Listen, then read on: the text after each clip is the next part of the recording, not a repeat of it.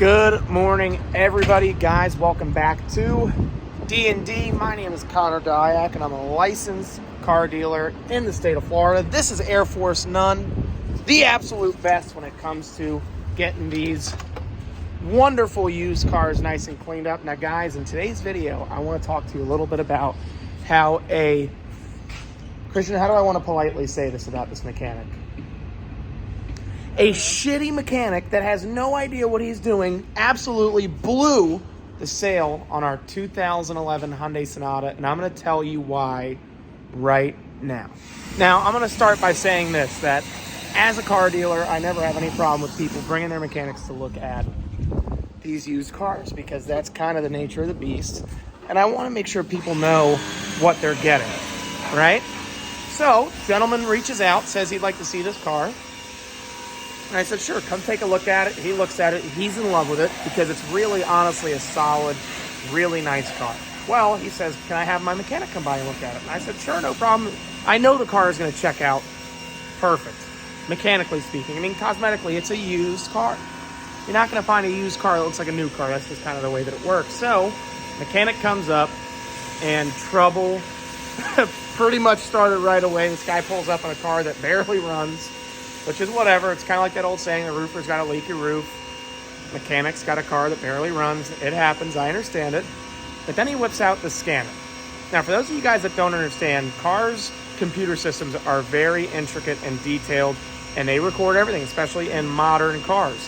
Now, what some people may see when you use an advanced scanner is that certain systems have lost communication. So, for instance, if your battery dies, right, which happens, and you get your battery replaced, it will say, lost communication with occupant restraint, lost communication with radio, lost communication with A, B, C, and D, lost communication with ABS module, right? It's going to say ECU has lost communication with these line items because they're off the bus because it has low voltage. And normally it will say in there a stored code for low battery voltage. It happens on any car. I don't care what you say. BMWs specifically, by the way, are even worse with this. BMWs are so advanced that you have to go through the procedure and the computer to relearn and let the car know that the battery has been replaced so it doesn't overcharge the battery, right? BMWs have gotten so advanced that if the car recognizes that your battery is having to be charged more often, it will command the alternator to charge that battery more frequently, which will cause stress on the alternator. So, mechanic comes out, he looks at it and he goes, man, this car looks solid. And I'm like, that's good news. It's like, there's no oil leaks, there's no coolant leaks, it sounds great, tires are even good. And I said, good. And he goes, but there are some issues. This is where the story takes a drastic turn. He says, all these programs aren't communicating with the ECU. And I said, well, do you understand how your scan tool works? And that was it. That's all it took. This guy threw up his defense system. He knew more than I did, and there wasn't anything I could tell him about it. Now, I'm going to tell you right now, I've been selling cars for about 6-7 years. They're good mechanics that will tell the customer, hey, look, this car's got a lot of issues. I'd stay away from it. Then there are bad mechanics that will either miss that type of stuff and put a customer into a road with a bad car, or even worse, they will set the expectation with the customer that this car that is used should be in brand new condition, which is just not fair to a guy like me or people like you selling cars at home. So I'll say this, even though I've been doing this for quite a while, anytime that somebody can teach me something new, I'm always willing to be coached and trainable, because that's how you stay sharp between the ears. Unfortunately, this guy was not in that position. He knew more than I did, and his little $800-900 scan tool, well, ruined the deal. So now what we have to do is we have to go by, clean the outside, make it retail ready, so that way somebody can come and buy this damn thing.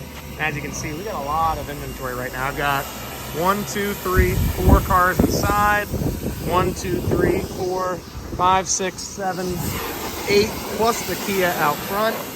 Outside, oh, I'm sorry, forgot about the van. Van's out here too.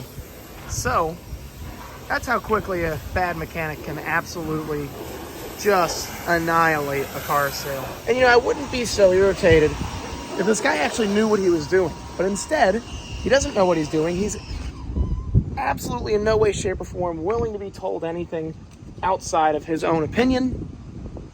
And boom, just like that, we missed out on a $6,500 sale. More importantly, this guy made his own customer, his own client, miss out on honestly a great car, all because he doesn't know what he's doing. I'm more irritated about the first part, not the second part, but that guy is going to ruin so many car deals for this poor guy. Oof, got wheel acid in my eyes coming downstream.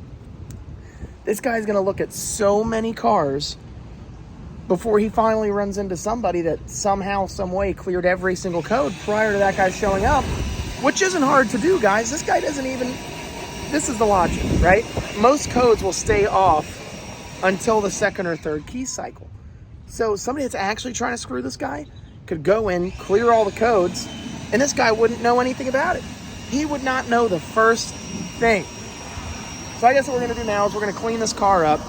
We're going to go and take pictures of it. And I'm going to post it online for the same exact price I was offering it to that guy for $6,500. Mind you, our landed cost in this is less than $3,500. So we're hoping to turn a 3-piece on this car, which I think we can do. So let's go to the other side, see what David has going on. I think he's swapping the motor in that Mazda Speed right now. And Air Force None's going to keep cleaning. And I hear something good going on in here. David! So it's actually getting the motor that it needs, huh? This is fun. Any complications yet? Oh, everything's rusty, breaking bolts, it's annoying. Yeah? How many hours does this engine call for anyway? How long? 13, 14. 13, 14 hours. And Jack is doing it? Look at this guy. So David, what do we have? Anything good going on today? Nothing? Not really. We got this gentleman in here. He wanted brakes. He's in the office. Show him in the office. And we have a returning visitor.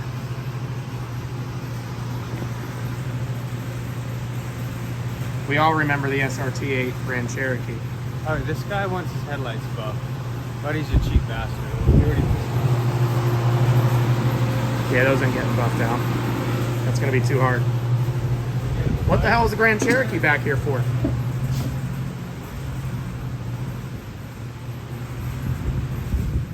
Uh-oh.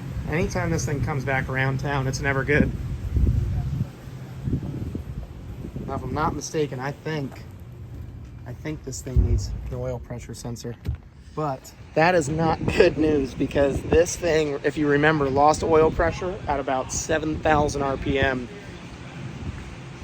For those of you that don't know at home, that's 7,000 revolutions per minute. RPM, revolution. Yep. So, could be an oil pressure sensor or it could be an oil pressure issue.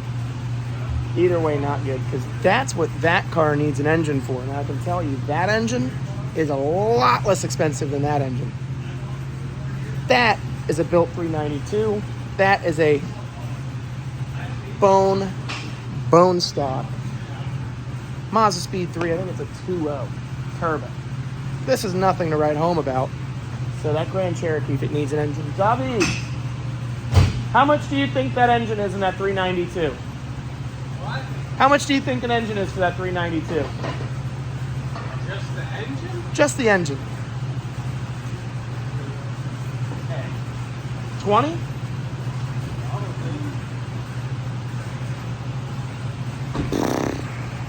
Well, we're going to see what it needs.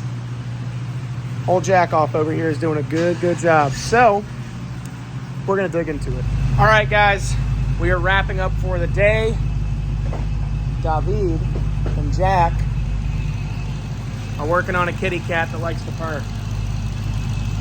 He's even got these fancy things out here. Look at that. I got to say, that's impressive. What was the matter with this thing anyway? It had a fuel oil pressure code. Had. We fixed it. You know what? Does it still have any stored codes? I think I cleared them out. Is it fixed? That would wrap perfectly into that one mechanic absolutely grenading a car deal over a stored code. But, whatever. Look at that. We don't just work on blown up Mazdas, kids. We also work on great running Hellcats that this kid is probably going to end up driving home like a lunatic. So, if you're in Port Orange and you see a purple Challenger coming your way, get the fuck out of the way, unless you'd like to end up as mincemeat. And in the meantime, guys, enjoy yourselves. Take care of yourselves. I appreciate each and every single one of you watching these videos and supporting the channel. I really appreciate it. And all the haters, thank you also for liking, commenting, and subscribing to the channel. Guys, we're wrapping up. We got no dice for today. Didn't sell one bleeping car. I don't know what the hell's going on. It's something in the water. Who knows? But tomorrow is a new day, so hopefully we will sell something, because we got a lot of cars and not a lot of customers. I don't know if it's a sign of the times or if tax checks haven't quite hit. I don't get taxes back, so I don't know when they're supposed to come back. Who knows? But in either case, guys, we're gonna wrap up. David's gonna get this kitty cat back on the road, and I'm going home. I love each and every single one of you. Again, I think I've already said it once, but I'm gonna say it twice. I'll talk to you really soon. Ciao.